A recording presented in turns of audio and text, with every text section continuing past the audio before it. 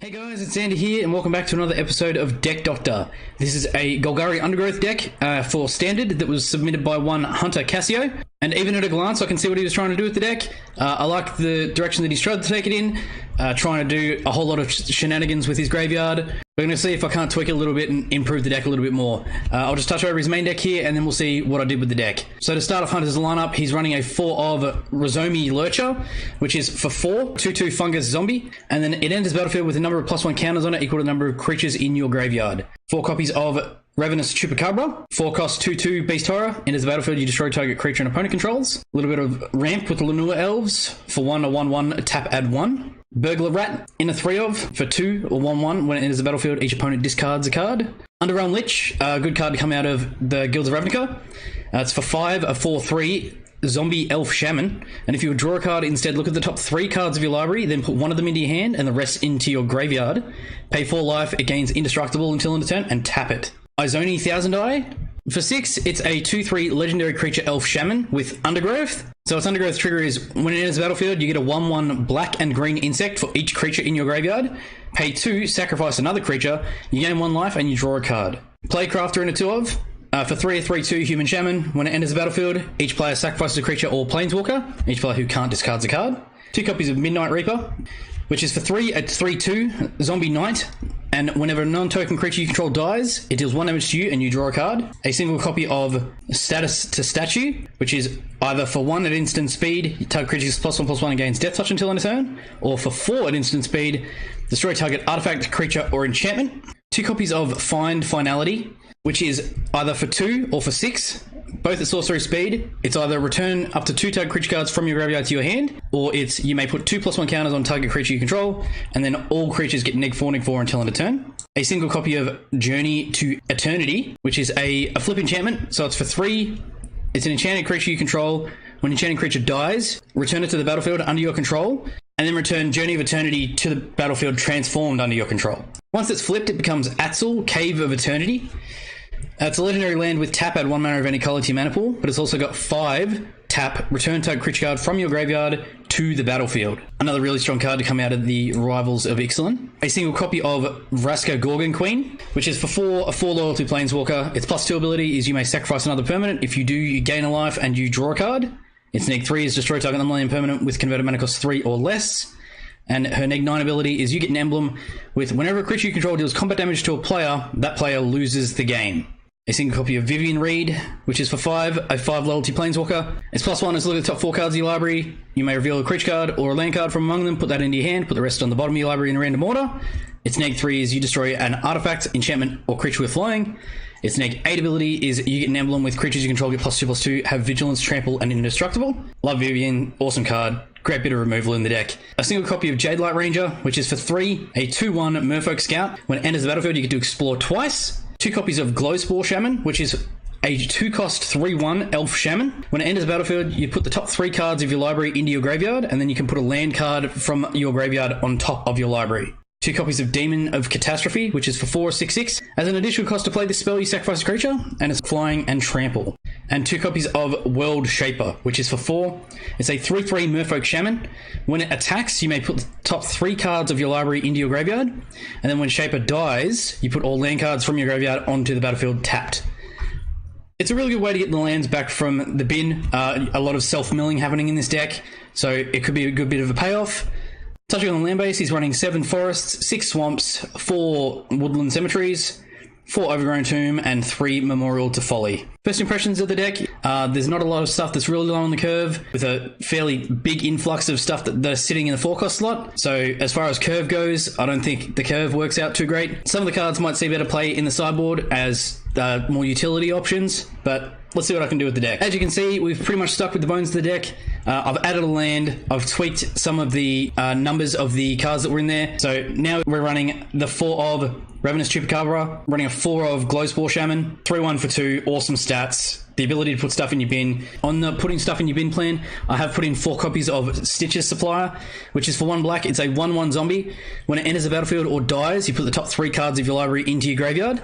With 30 creatures in the deck, it's not likely that we're going to get rid of all of our useful stuff, but we are going to be having more creatures in the graveyard when we need them. Keeping in the 4 copies of Lanua Elves, it's a great card. Put it up to 3 copies of Midnight Reaper.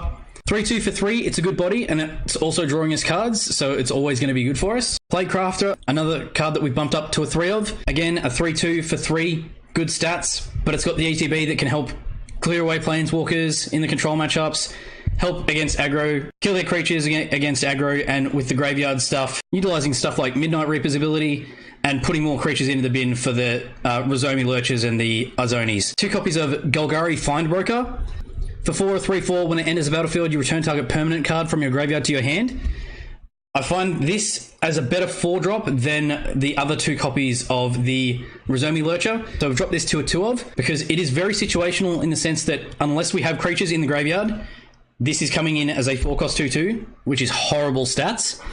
But if we do have stuff in the graveyard, or even if this ends up in the graveyard, the Golgari Findbroker is going to be able to get it back from the graveyard. Just a better card all round. Got to be running at least in a couple of copies if you want to be trying to run an Undergrowth deck at all. I do really like the single copy of Journey to Eternity. I wouldn't want to be running any more of it. Very situational, but if it works, it's a really good payoff, and it's a really good pick for the deck.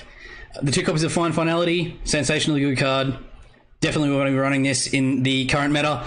Aggro is such a big pain in the ass at the moment. And the fine part of this, it doesn't matter that we're ditching our cards into our graveyard more through stuff like Stitches. We're still going to be able to get the cards back.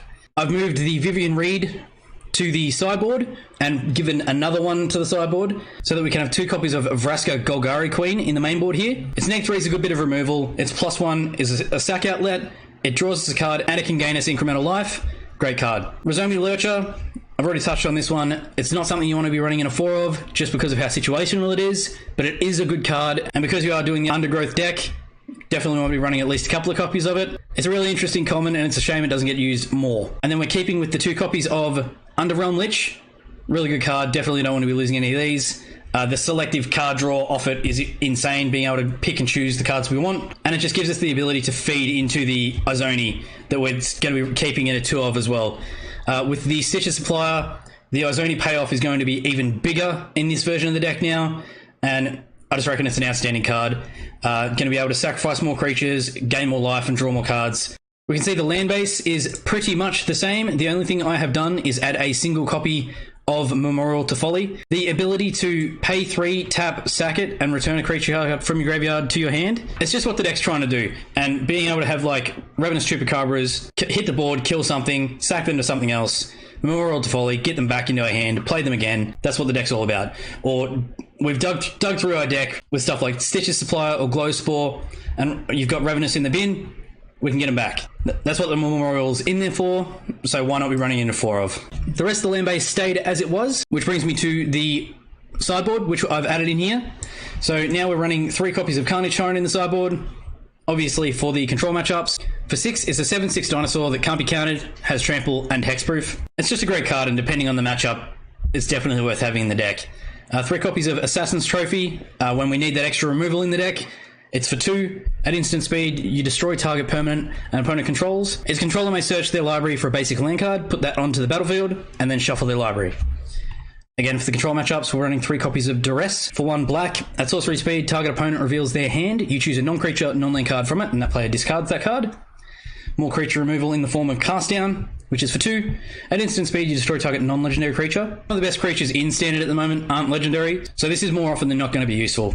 The 2 copies of Vivian Reed in the sideboard here.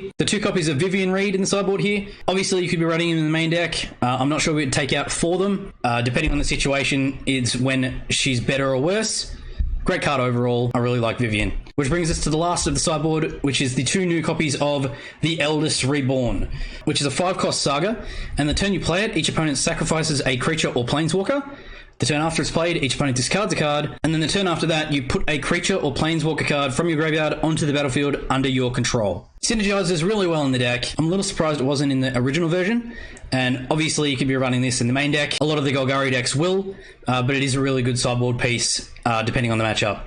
And that is Golgari Undergrowth in Standard. Thank you, Hunter, for submitting your deck to Deck Doctor, and hopefully you enjoy what I did with the deck, and good luck with it. Let me know how you go. If anybody else has a deck they'd like to submit to the Deck Doctor series, just post the deck list in the comments below.